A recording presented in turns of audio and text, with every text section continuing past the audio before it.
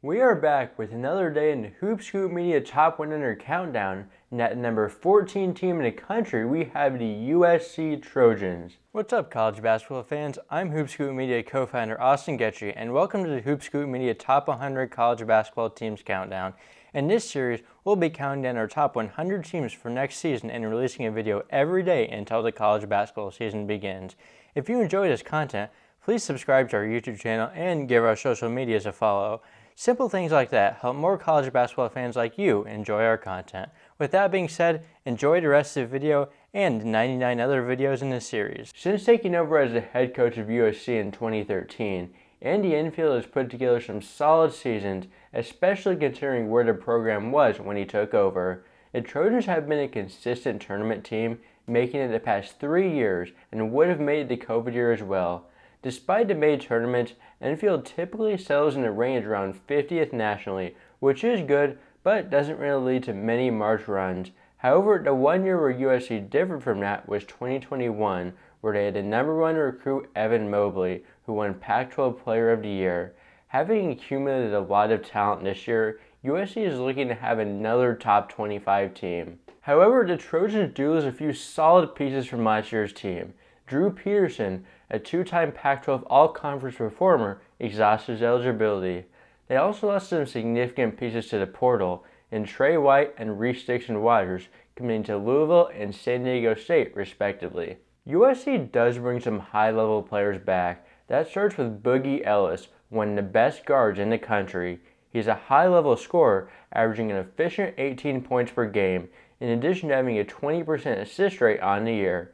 Going into his final year of eligibility, he brings lots of experience and skills to the table and is an All-American candidate. Another impactful player USC returns is wing Kobe Johnson. He's not a super high usage player, but does bring a lot to the table. When he does score on offense, he is very efficient and also has passing abilities. Arguably his best quality is his defense, as he was the best defender on the team and was named to the Pac-12 All-Defensive Team. USC also returns big man starter Joshua Morgan, who was also named to the All-Pac-12 defensive team, largely due to his rim protecting abilities. He averaged over 2 blocks per game and was top 20 in the country and first in the conference in block percentage.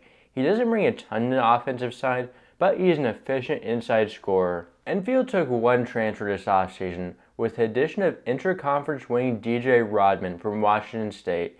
He's not a super high usage player either, but he's efficient, especially from three-point range, where he shot over 42% in conference play, and overall the highest offensive rating in the Pac-12. The Trojans also returned big man Vince Iwuchukwu, who missed the first half of last season due to cardiac-related problems. He wasn't amazing when he came back, but showed some real flashes, including being a high-level rim protector. He's a guy that could see a breakout if he's fully healthy. USC also returns a few other role players from last season that could see an increase in minutes this upcoming year. One is rising sophomore forward Kijani Wright, a McDonald's All-American in high school. He didn't do much as a freshman, but was a good offensive rebounder and could see a bigger role in year 2. Isaiah Sellers is another rising sophomore. He's best known as a shooter, and with a larger role this year, could be able to show off those abilities. Harrison Hornery, an Australian big man who is a good shooter, is the final returner. Another reason this USC team has a chance to be very good is their freshman class. #1 prospect in the country, Isaiah Collier, committed to the Trojans. He's a point guard with a good frame that plays with lots of energy. He can get to the rim and has shown flashes of 3-level scoring. He can also really play make, and combined with Ellis, USC has a chance to be the best backcourt in the country. Another high-level prospect Enfield got was Bronny James, the most notable player in the class due to his dad being LeBron James. He suffered a cardiac incident this summer, so it's still up in the air when we'll see him. However, he is a very smart player who is a good shooter and a high-energy defender that would fit best in the team as a glue guy next to Collier and Ellis. Arlington Page, Collier's high school teammate, also committed to USC. He's a solid big man with a good frame that has shown lots of potential and is still room to develop.